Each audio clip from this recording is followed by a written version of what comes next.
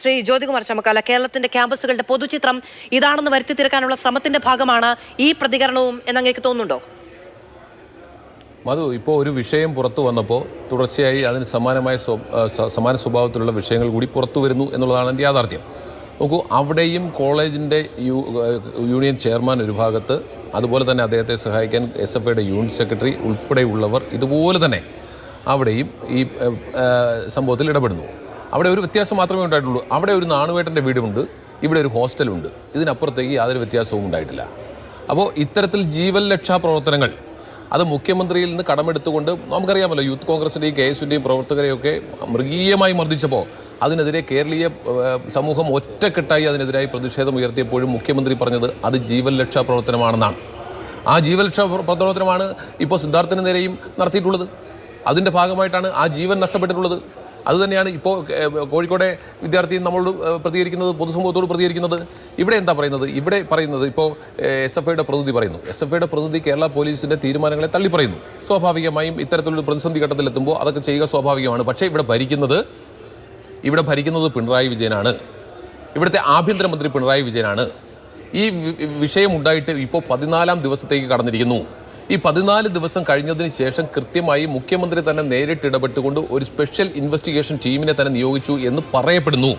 ആ special investigation team നിലവിൽ വന്നതിന് ശേഷമാണ് ഈ റിമാൻഡ് റിപ്പോർട്ട് കൊടുത്തിട്ടുള്ളത്.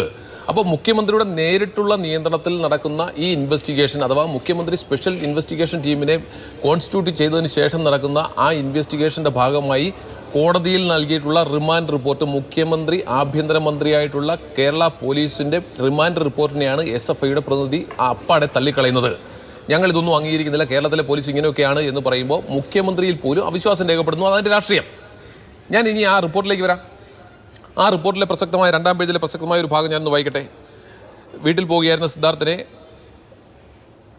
മാർജിനിൽ പേരുവിവരം പറഞ്ഞ 13-ാം പ്രതിയുടെ നേതൃത്വത്തിൽ നിയമ നടപടികളുമായി മുന്നോട്ട് പോയാൽ പോലീസ് കേസാകുമെന്നും കോളേജ് മെൻസ് ഹോസ്റ്റലിലെ അലിഖിത നിയമം അനുസരിച്ച് കാര്യങ്ങൾ ഒത്തുതീർപ്പാക്കാം എന്നും പറഞ്ഞ് മൊബൈൽ ഫോണിൽ വിളിച്ച് എറണാകുളത്തെത്തിയ സിദ്ധാർത്ഥിനെ 16/2/2024 തീയതി കാലത്ത് തിരികെ കോളേജ് ഹോസ്റ്റലിൽ എത്തിച്ച് സിദ്ധാർത്ഥിൻ്റെ ഹോസ്റ്റൽ മുറിയിൽ നിന്നും എങ്ങും പോകാൻ അനുവദിക്കാതെ അന്യായ തടങ്കലിൽ സൂക്ഷിക്കുകയും 16/2/2024 തീയതി സുമാർ 9 മണി മുതൽ കോളേജ് ക്യാമ്പസിൻ്റെ വിവിധ സ്ഥലങ്ങളിൽ വെച്ചും തുടർന്ന് മെൻസ് ഹോസ്റ്റലിലെ തിരികെ എത്തിച്ച് 21-ാം നമ്പർ മുറിയിൽ വെച്ചും തുടർന്ന് ഹോസ്റ്റലിൻ്റെ നടുമുറ്റത്ത് വെച്ചും സിദ്ധാർത്ഥിനെ വിവസ്ത്രനാക്കി അടിവസ്ത്രം മാത്രം ധരിപ്പിച്ച് 1 മുതൽ 18 വരെ കൂടിയ പ്രതികളിൽ 13-ാം പ്രതി ഒഴികെയുള്ള പ്രതികൾ ബെൽറ്റ് കൊണ്ടും കേബിൾ വയർ കൊണ്ടും കൈകൊണ്ടും അടിച്ചും കാലുകൊണ്ട് തൊഴിച്ചും അതിക്രൂരമായ പീഡനത്തിനിരയാക്കി 17/2/2024 പുലർച്ചെ സുമാർ 2 മണിവരെ പൊതുമധ്യത്തിൽ പരസ്യ വിചാരണ നടത്തിയും അപമാനിച്ചതിനെ തുടർന്ന് മരണമല്ലാതെ മറ്റൊരു മാർഗമില്ലാത്ത സാഹചര്യത്തിലേക്ക് പ്രതികളുടെ പ്രവൃത്തി സിദ്ധാർത്ഥിനെ നയിച്ചു എന്നാണ് പറയുന്നത്.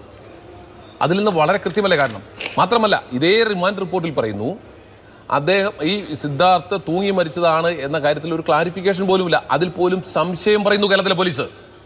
കൊന്നു കെട്ടിത്തൂക്കിയതാണ് എന്ന് സിദ്ധാർത്ഥിൻ്റെ മാതാപിതാക്കളുടെ അഭിപ്രായത്തോട് ചേർന്ന് നിൽക്കുന്ന റിമാൻഡ് റിപ്പോർട്ടാണ് പോലീസ് കോടതിയിൽ സമർപ്പിച്ചിട്ടുള്ളത്. എന്നിട്ടും വന്ന് SFIയുടെ പ്രതിനിധി പറയുന്നു ഞങ്ങൾ ഇതിലൊന്നും വിശ്വസിക്കുന്നില്ല എന്ന്. നിങ്ങൾ ഈ വിശ്വസിക്കാത്തതാണ് നിങ്ങളുടെ പ്രശ്നവും. നിങ്ങൾ ഈ ജനാധിപത്യത്തിൽ വിശ്വസിക്കാത്തതാണ് നിങ്ങളുടെ പ്രശ്നം. മതേതരത്വത്തിൽ വിശ്വസിക്കാത്തതാണ് നിങ്ങളുടെ പ്രശ്നം. സോഷ്യലിസത്തിൽ വിശ്വസിക്കാത്തതാണ് നിങ്ങളുടെ പ്രശ്നം. നിങ്ങളുടെ കൊടിയിൽ എഴുതി വെച്ചാൽ മാത്രം പോരാ, അതിൽ വിശ്വാസം കൂടി വേണം. ആ വിശ്വാസമില്ലായ്മയാണ് നിങ്ങളുടെ സ്വന്തം ആഭ്യന്തരമന്ത്രി, നിങ്ങളുടെ സ്വന്തം മുഖ്യമന്ത്രിയെ പോലും ആവശ്യത്തിന് വേണ്ടി നിങ്ങൾ തള്ളിപ്പറയുന്നത്. ആ മുഖ്യമന്ത്രി തള്ളിപ്പറയുന്നൊരു കാര്യവുമില്ല. കാരണം അദ്ദേഹം അറിഞ്ഞിരുന്നെങ്കിൽ അദ്ദേഹം പറഞ്ഞാൽ ഇതൊരു ജീവൻ രക്ഷാ പ്രവർത്തനമാണെന്ന്.